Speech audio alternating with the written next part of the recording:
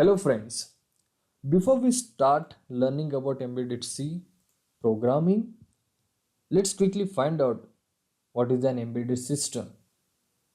Embedded system can be best described as a system which has both the hardware and the software, and the system which is designed to do a specific task.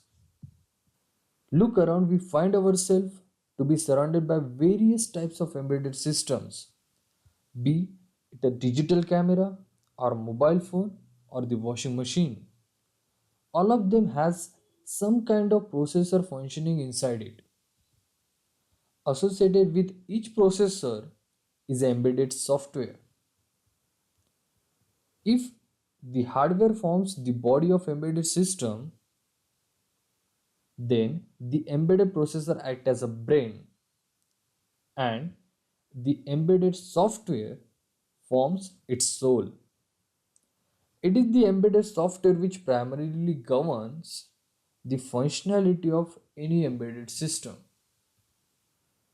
Embedded systems can not only be the standalone devices like a washing machine, but also be the part of much larger system. An example for this is a car. A modern day car has a several individual embedded systems that performs their specific task with aim of making smooth and safe journey. Some of embedded system in car are anti-braking system, temperature monitoring system, automatic climate control, tire pressure monitoring system, and engine oil monitoring system.